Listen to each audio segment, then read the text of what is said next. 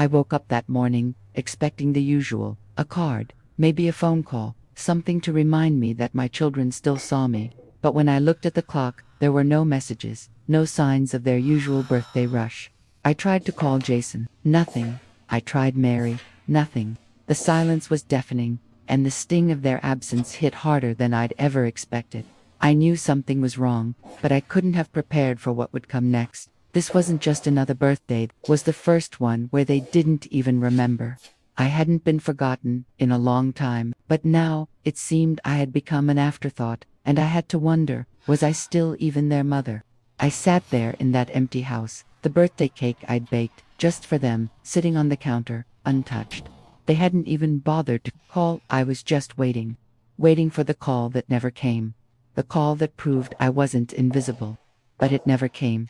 And the longer I sat there, the more I realized, this time, I wasn't going to wait for them to come around. I was going to make them regret it. Every last one of them. They would feel the weight of their neglect every time they saw me. And when I was finished, they would understand just how wrong they were to forget me, to forget my worth. Because, sometimes, the greatest regret comes not from the ones we love, but from the ones who thought we'd fade away without a fight. I looked at the cake again, now hardened and left to sit in silence. It was a small thing, but in that moment, it felt like a symbol of everything that had changed. I had been the one to bake it, to make the effort, to hold on to the traditions that had once brought us together. But now it seemed like no one cared about those traditions anymore. I thought about how my husband used to be, how he would have laughed at the sight of the cake and insisted that I deserved more than just a simple celebration. He would have done something special for me, something to show me that I mattered, but he was gone. And now, all I had were these echoes, these ghosts of a life that used to be filled with love. The phone rang again, this time startling me from my thoughts. I grabbed it quickly, hoping it was one of the kids finally calling back, but when I looked at the screen, I saw it wasn't them. It was an unknown number. I hesitated for a moment before answering. "Hello, Mrs. Mayfield," a voice on the other end said. "This is Dr. Larson. I was calling to remind you of your appointment next Tuesday." I felt a wave of frustration hit me, followed by a deep sense of resignation. Even in this, I felt like I was nothing more than a name on a list, a patient to be managed. Another reminder that I was becoming a thing to be dealt with, not a person to be remembered. I hung up quickly, feeling the weight of the call settle in my chest. I had become invisible. Not just to my children, but to the world around me. I leaned against the counter, my fingers gripping the edge. I hadn't realized how much I had allowed my identity to be swallowed up by motherhood, by my role as a wife, until now. I had given everything, but somewhere along the way, I had forgotten about myself. I had forgotten that I, too, needed to be seen, needed to be loved, needed to matter. And now, it seemed like no one saw me anymore. Not even my children. Tears welled up in my eyes, but I quickly wiped them away, angry at myself for being so vulnerable. They weren't worth my tears, were they? No, they weren't. I took a deep breath, straightening my back as if trying to hold on to whatever strength I had left. I wasn't going to cry for them, not anymore. They had their lives, their futures, and their own choices. I had raised them, loved them, and now it was time to face the truth. They didn't need me, and if they didn't need me, then maybe it was time to stop needing them, too. Maybe it was time to find myself again. It was late that night when I finally made a decision. The house was quiet, the only sound the hum of the refrigerator and the soft ticking of the clock. I had spent days sitting in the same chair, staring at the phone, waiting for something, anything that would tell me I wasn't invisible, that I wasn't forgotten, but nothing came. No messages, no calls, not even a word of acknowledgement for my birthday. And so, in the stillness of the night, I made up my mind. I wasn't going to sit here any longer, drowning in my own sorrow. I wasn't going to beg for their attention, for their love, for their recognition. If they couldn't see me, if they couldn't recognize the sacrifices I had made, then it was time for me to prove something to them, and more importantly, to myself. I stood up slowly from the chair, the weight of the decision pressing on my chest. But a new strength began to surge through me. I hadn't been weak. I wasn't weak.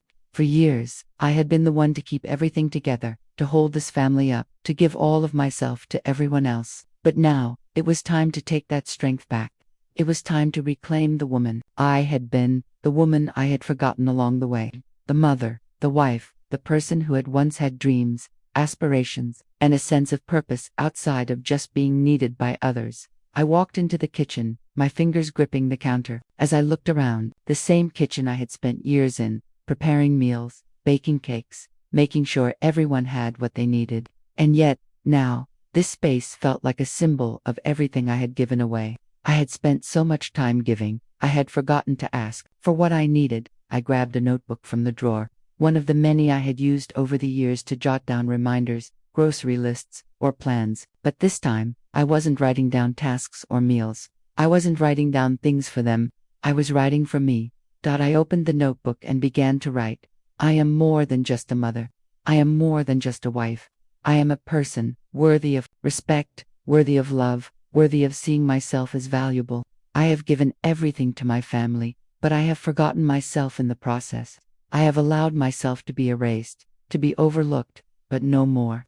The words flowed easily, almost like a chant, each sentence building on the last, solidifying my resolve. I wasn't going to beg them for attention anymore. I wasn't going to wait for them to realize what they had lost. I was going to show them that I still had the strength to stand on my own 2 feet.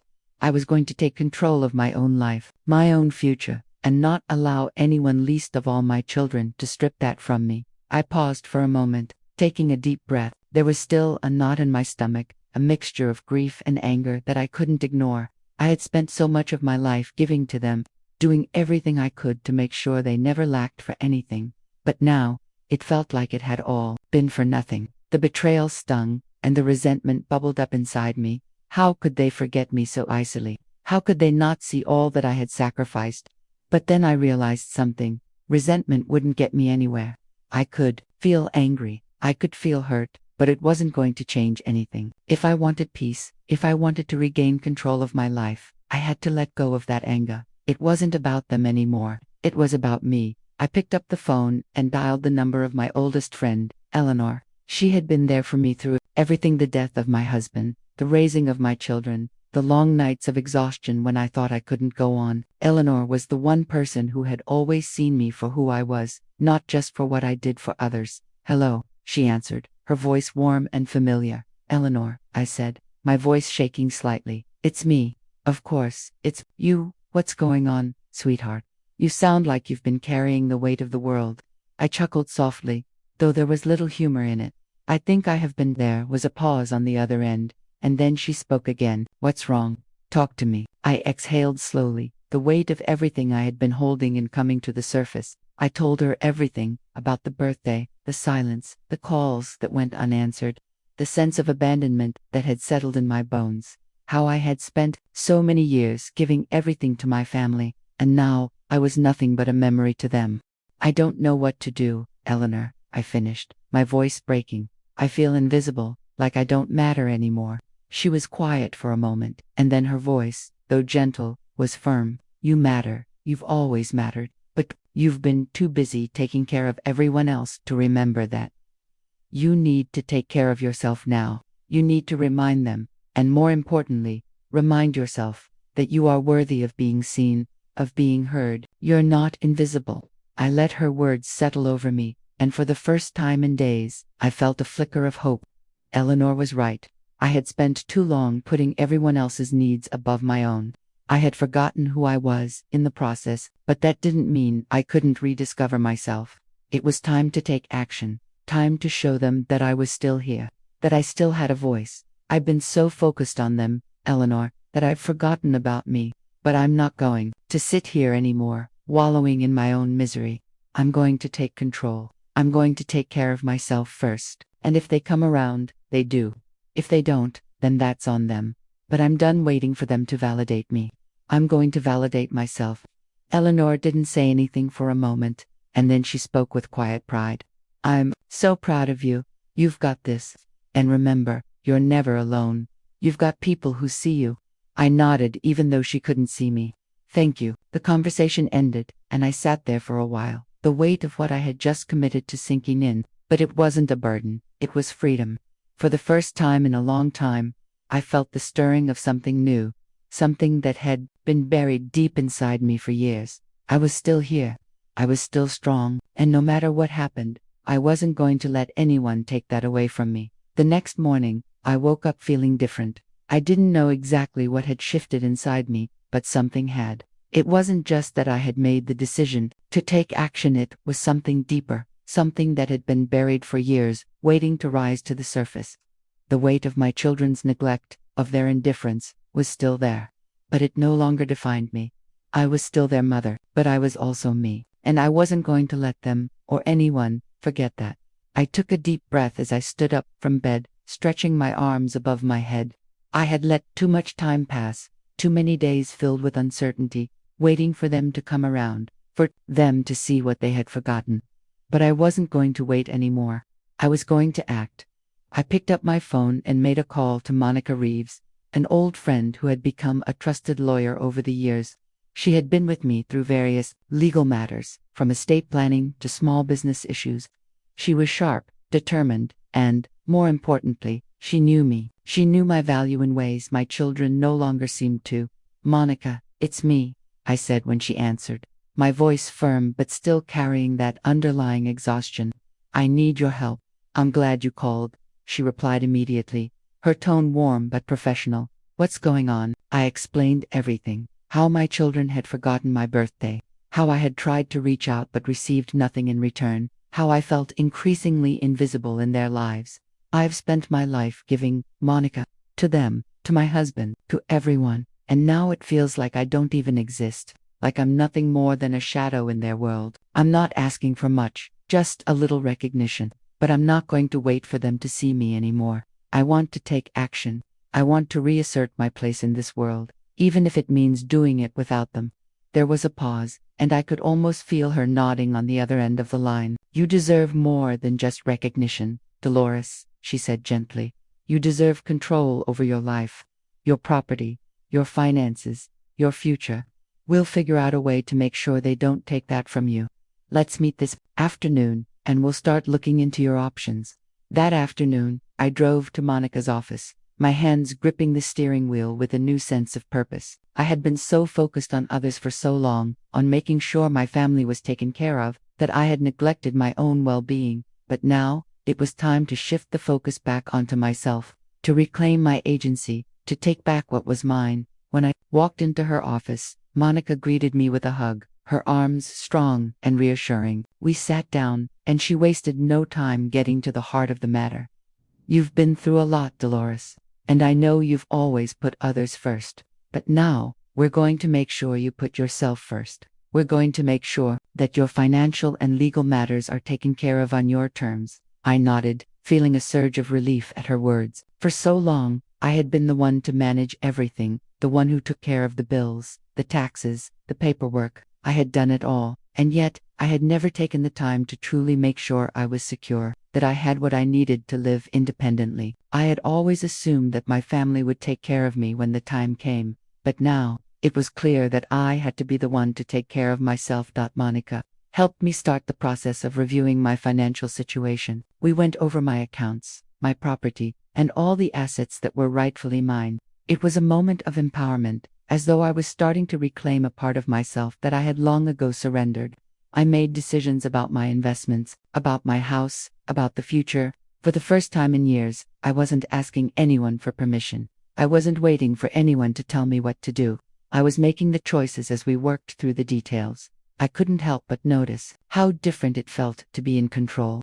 There was a sense of strength that came from handling these tasks on my own, from taking responsibility for my own future. I had always been the one to do everything for everyone else, but now, I was finally doing something for me. After hours of paperwork, Monica turned to me with a smile. "We've got a good plan in place. You're going to be fine, Dolores. It's time to take back your life, and I'm here to make sure you do." The words settled deep within me, and for the first time in a long time, I felt a sense of pride in myself. I wasn't just a mother or a wife, I was a person who could stand on her own, who could navigate the complexities of life without relying on anyone else. And that realization felt freeing. As I left Monica's office that evening, the weight on my shoulders felt lighter. I was taking control. I wasn't going to let my children's neglect define me any longer. I was going to live my life the way I wanted to, with or without them. Back at home, I took a moment to sit in the living room. looking around at the space that had once been filled with the sounds of my family. I had always put them first, making sure they had everything they needed, but now it was time to make sure I had what I needed. I went to the kitchen and made myself a cup of tea, sitting down at the table with a sense of quiet accomplishment. For the first time in years, I felt self-reliant again. I wasn't waiting for anyone to take care of me. I was doing it myself. And that, I realized, was the most empowering thing I could do. A week had passed since I took those first steps toward reclaiming my life. The paperwork was finalized, the decisions made, and for the first time in what felt like forever, I could see a clear path ahead of me, a path that wasn't defined by my children's neglect or by my need to please others. It was a path I was choosing for myself. But the truth was, even though I was taking control, there were still moments when the sadness would creep in. I could still feel the absence of their love, their attention. Jason and Sarah hadn't reached out. They hadn't acknowledged what I had done, nor did I expect them to. There was a part of me, buried deep, that longed for that connection, that hoped that somehow they would realize what they had done and come back to me. But I knew that wasn't the point anymore. I wasn't living my life for them. I was living it for me. I woke up early one Saturday morning, the sun just beginning to peek through the curtains, casting a soft glow across the room. There was a stillness in the air that felt different, peaceful. Almost I had spent so many mornings in this house, waiting for someone to need me, waiting for a sign that I was still important. But today, the air felt like it was mine to breathe, my time to take. I grabbed my phone and made a quick call to Monica, letting her know that I was ready. It was time to take another step forward. I'm going to book a trip, I told her, my voice steady and sure. A solo trip, just for me. Monica didn't hesitate. That sounds perfect, Dolores. You deserve it. You've earned it. The thought of a trip felt liberating, something I had never done before. I had always been so tied up with the needs of my family, the demands of motherhood, that I had never taken time for myself. The more I thought about it, the more I realized that I didn't need permission to enjoy my own life. I was allowed to have moments that were just for me. By the end of the day, I had booked a weekend getaway to a small lakeside town a few hours away. It wasn't extravagant, but it was mine, a space where I could breathe without the weight of expectations on my shoulders. I packed a bag of clothes, grabbed my journal, and left behind the reminders of the life I had been living, the life that no longer served me. The drive was peaceful. The road stretched ahead of me like a metaphor, a path I was walking alone, but it was a path I was choosing. The more miles I put between myself and the house, the more the tension in my chest loosened. I was free, even if it was just for a few days. When I arrived, the town greeted me with its quiet charm. The lake shimmered under the setting sun, and the air smelled fresh and crisp. I checked into a cozy bed and breakfast, a small cottage with windows that overlooked the water. I took a deep breath as I walked inside. It was nothing grand, but it was a sanctuary. It was mine. I spent the next few days wandering the town, taking long walks by the lake, and sitting at a small cafe by the water, sipping my coffee and watching the world go by. I had forgotten what it felt like to be present in a moment, to not be rushing to fulfill someone else's needs, to not be waiting for someone to acknowledge me. It was peaceful, but even in the peace, there were moments when the sadness crept in, when the weight of my children's neglect pressed on my heart. I would catch myself thinking about Jason and Sarah, wondering if they even missed me, if they even cared that I was gone. There were times when I felt like I had made a mistake, like I should be home, waiting for them to call, waiting for them to come to their senses. But then I would look at the lake, at the ripples in the water, and I would remember, I wasn't doing this for them. I wasn't living my life for their approval. I was living it for me, and that was enough. By the time I returned home, something had shifted. I wasn't the woman who had left a few days ago. I had found a piece of myself that I had lost along the way. I wasn't just a mother, a caretaker, or a wife. I was a woman with dreams, with desires, with the right to live for herself. Back in the quiet of my home, I found myself starting small projects, things I had neglected for years. I rearranged the furniture in the living room, something I hadn't done in ages. I planted a small herb garden in the backyard. I began cooking meals for myself, things I had forgotten to enjoy. Simple things, but they were mine. I also took the time to reflect on my relationships, not just with my children, but with myself. I thought about my marriage to my husband, the love we had shared, and how that love had shaped me. And though I still carried the sadness of losing him, I realized that the love I had for him had always been rooted in me. It wasn't gone just because he was. I picked up the phone and called a few friends, people I had neglected in my quest to be the perfect mother, the perfect wife. I made plans for lunch, for coffee, for conversation. I had forgotten what it felt like to simply enjoy the company of others without constantly putting their needs above my own. But now, I was learning to enjoy those moments again. I had begun to understand that my life was not defined by the neglect of my children or the absence of my husband. My life was mine, and I could still create meaning and joy from the choices I made. I didn't need anyone's approval to be happy. I didn't need to be validated by anyone else's actions. I was enough. And in that realization, I found my personal victory not in revenge, not in proving anyone wrong, but in choosing my own path, in reclaiming my own worth, in finding the strength to stand on my own 2 feet again. I wasn't invisible anymore. I had found my voice, and I wasn't going to let anyone take it away. It had been a week since I returned from my solo trip. The space I had given myself to heal, to breathe, had worked wonders. I felt like a different person, one who no longer sought validation from others. I had reclaimed my sense of self, but there was still something unresolved. The silence from Jason and Sarah was deafening, and despite the strength I had built, I couldn't ignore the gnawing feeling that lingered. I still needed closure. I had spent enough time reflecting, enough time rebuilding. I had given them chances before, but this time, I wasn't going to wait for them to come to me. It was time for me to confront the situation head-on, to address the hurt and the betrayal I felt, and to decide, once and for all, how I wanted to move forward with them or without them. It was a Saturday afternoon when I made the decision to call them. I dialed Jason's number first. The phone rang several times before he picked up. I could hear the hesitation in his voice when he said, "Mom." "Jason," I said, keeping my tone calm but firm. "We need to talk." There was silence on the other end, and I could hear him shifting in his seat. "Yeah, sure. What about?" "I want to talk about the last few weeks, about my birthday, about everything that's been happening between us." He sighed, a heavy sound that made my chest tighten. "Look, Mom, I know we haven't been in touch, but it's just, things have been crazy. You know how it is, right?" I clenched my jaw, holding my ground. "Crazy, Jason. I've been your mother for over 30 years, and you haven't bothered to call me or acknowledge me on my birthday. I've given you everything, Jason. And now, I'm just supposed to accept that I've become an inconvenience to you." I heard him exhale sharply. "Mom, it's not like that. It's just, I don't know. I didn't know what to do. Danielle and I have been trying to figure things out. I didn't want to upset you, okay?" I felt my heart race as I listened to his words.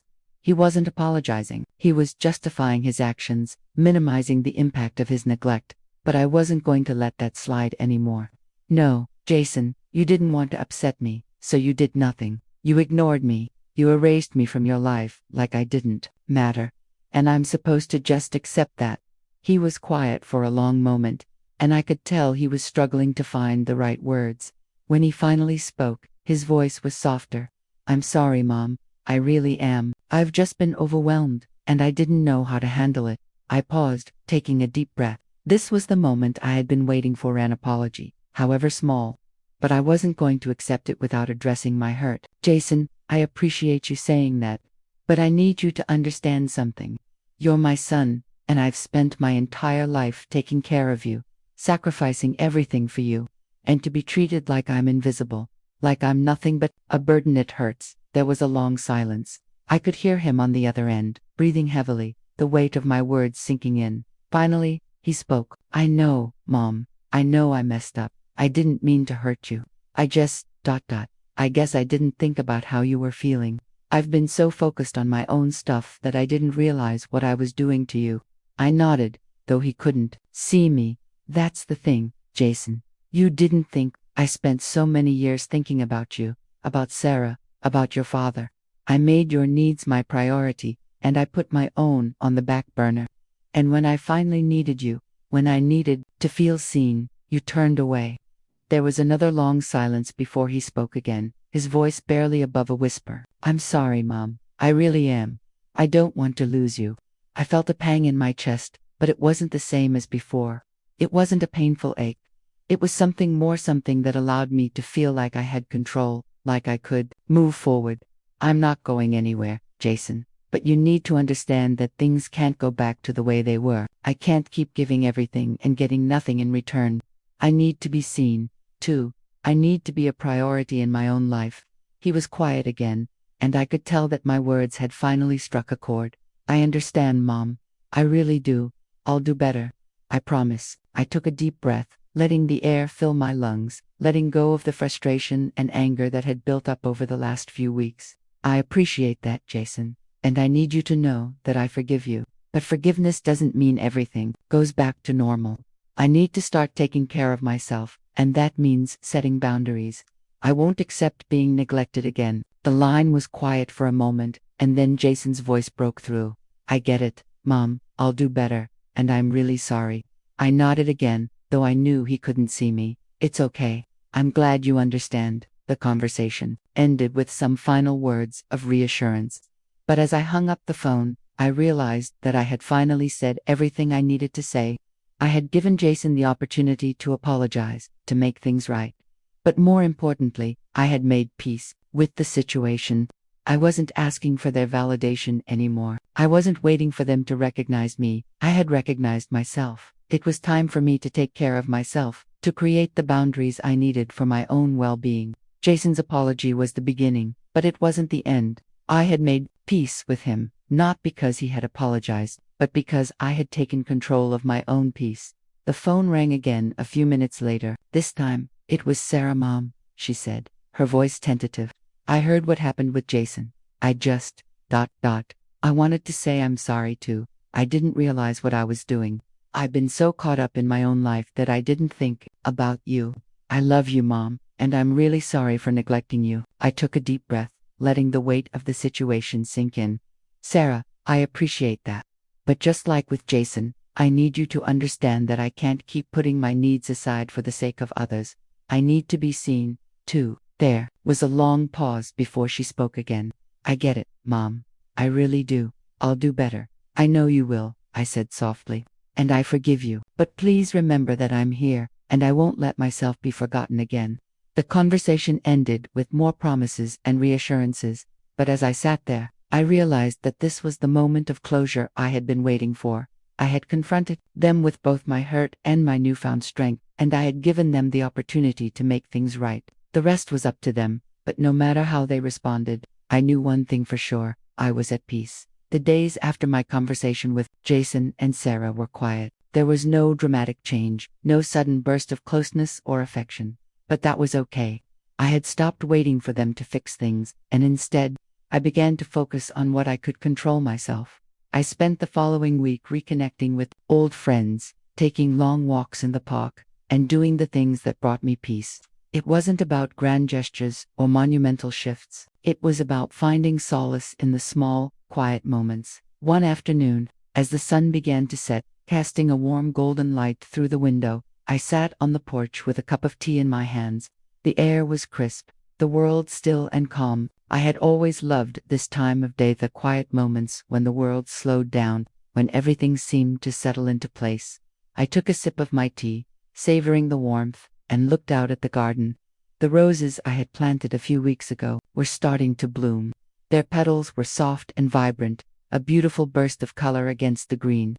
I smiled softly to myself, watching them sway gently in the breeze. The garden, much like my life, was beginning to bloom again, finding new growth in places I thought had been barren. I wasn't who I used to be, and that was okay. I didn't need to be. I had found something more: peace, fulfillment, and a quiet sense of purpose.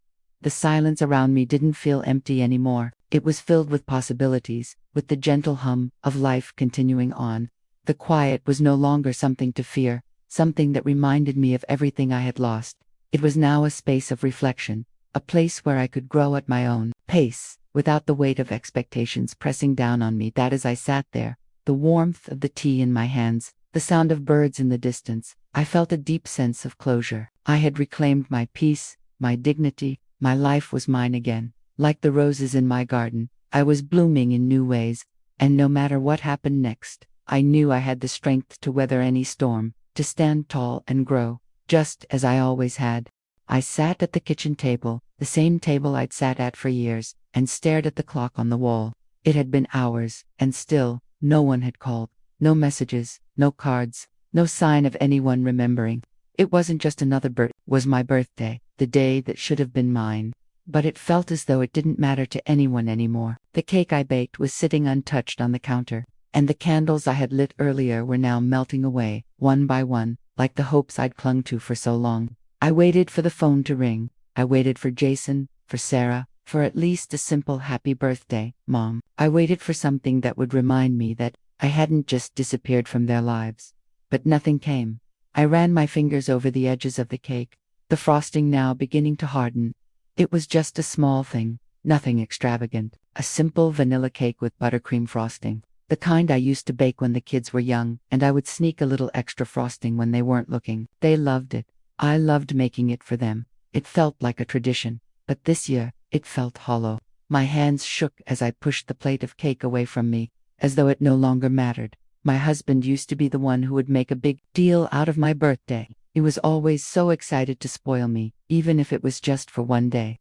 The day he passed away, the house felt emptier than I could have ever imagined. But I pushed through. I was strong. I had to be. For the kids, they needed me. And even though I missed him every day, I focused on raising them the best way I could. I was their mother, and I would never let them feel the void their father left behind. But now, sitting in this kitchen, the silence was deafening. I hadn't realized just how much of their love I had been holding on to, expecting it to be there when I needed it most. But it wasn't there. Not now.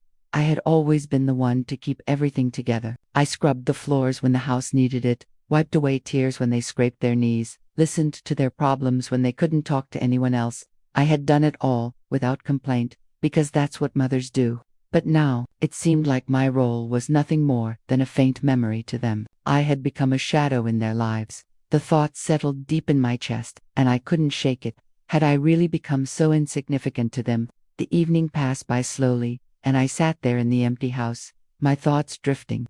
I thought about the day I met their father, how he swept me off my feet, how we laughed together, and how he promised me we'd always be together.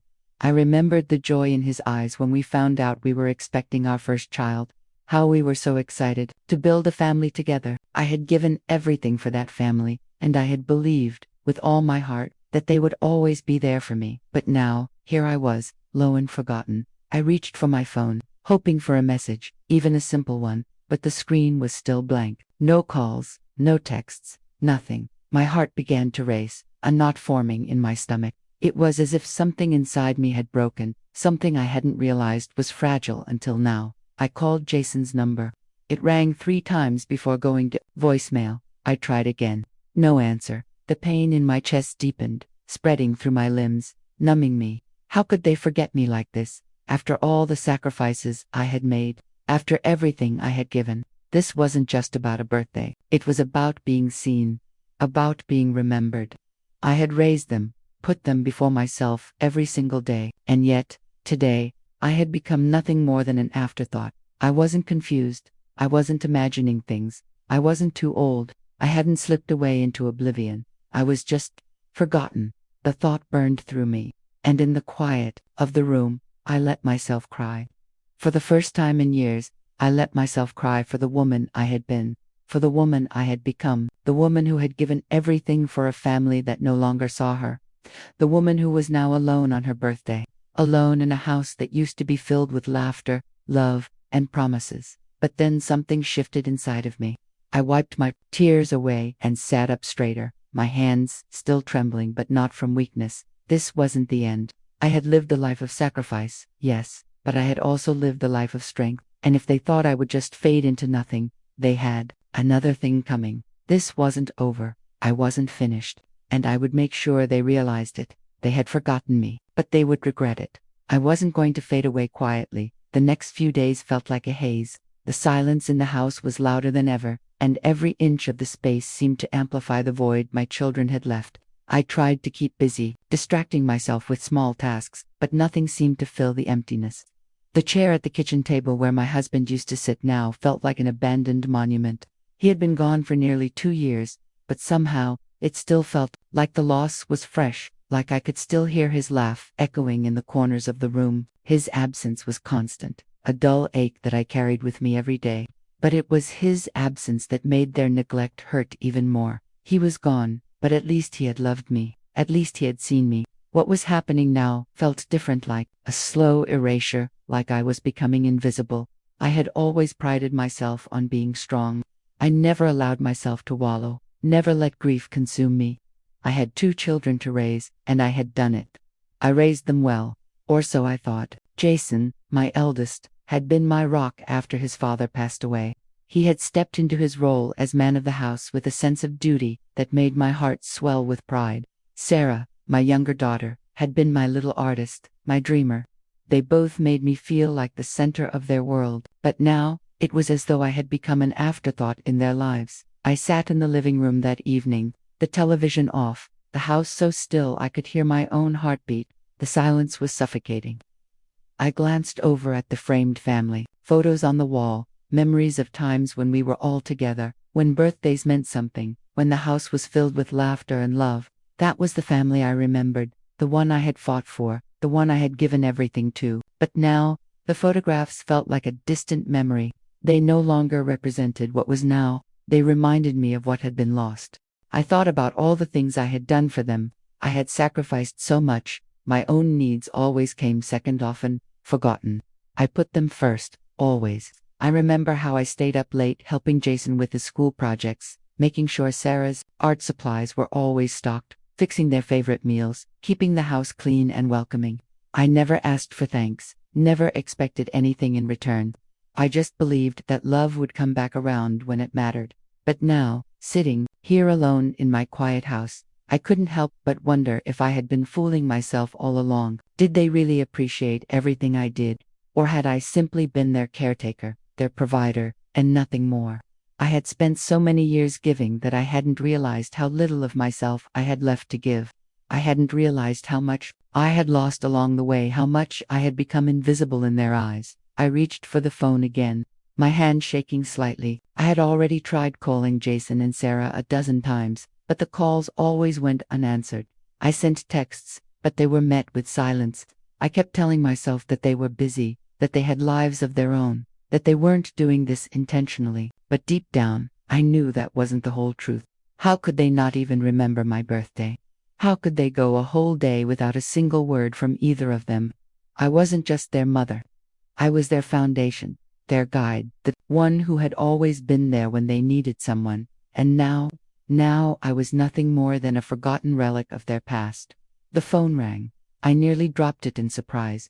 It was Jason's number. I grabbed the phone quickly, my heart pounding in my chest, hoping that this would be the moment when they would acknowledge me, apologize, and explain that they hadn't meant to hurt me. I was prepared for something, anything, to break the silence. But when I answered, there was nothing but a sigh on the other end. "Hey Mom," Jason said, his voice distant, almost distracted. "Sorry, I didn't call earlier.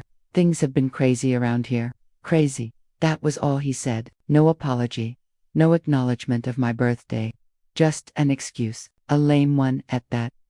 I closed my eyes, trying to hold back the tears that threatened to spill over. I couldn't believe this was happening. This wasn't the son I had raised. This wasn't the boy who had looked up to me with admiration. The boy who once said he would never let anything happen to me. "I don't need your apologies, Jason," I said, my voice trembling. I just wanted to feel like I mattered. Just once. There was a long pause, and then I heard him sigh again. "Look, I've gotta go. I'll call you later. Okay, bye." The line went dead, and I stared at the phone in my hand. My grip tightened, and I felt the tears begin to fall. Not for the first time since my husband passed, I wondered if I was invisible to my children. Had I really been so busy, so caught up in keeping everything together, that I hadn't noticed how far apart we were growing? Or was this neglect intentional, a sign that they were moving on with their lives and didn't need me anymore? I tried to shake off the pain, but it lingered like a shadow. I walked into the kitchen and stared at the untouched cake. It felt like a symbol of everything I had lost. The years of nurturing, of loving, of sacrificing gone, unappreciated. I felt a lump form in my throat, and I swallowed it down. The clock on the wall ticked loudly, each second stretching into eternity. And I realized, with a deep sense of resignation, that I had spent so much time looking after them, loving them, that I had forgotten to take care of myself. I had given them everything, and in return, they had taken me for granted. I was no longer the woman they turned to. I was just a memory. And the longer I stood there, the more I understood that this wasn't something I could ignore anymore. I was losing them, not just to the world, but to their own selfishness. And that realization hurt more than anything I had ever felt before. But there was something else brewing inside me, something I hadn't noticed until now, something that told me this wouldn't be the end. I wouldn't be forgotten, not like this, not by them. No matter how much I had been pushed aside, there was still a part of me that refused to fade into the background. I wasn't done yet. I would make sure they knew it. The silence in the house felt heavier now. Every room seemed to echo with the absence of conversation, the soft hum of the fridge, and the ticking of the clock on the wall. I had spent the last few days trying to keep busy, but there was only so much cleaning I could do, so much organizing I could manage before the thoughts crept back in. The thought that I had become insignificant to the people I loved most. To the children I had poured my heart into, year after year. I tried to push it away. I tried to ignore the lump in my throat, the ache that was slowly building inside my chest. But no matter how much I tried to distract myself, I kept coming back to one question. Why? Why had they forgotten me? I called Jason again. This time, I let it ring longer, hoping he would pick up.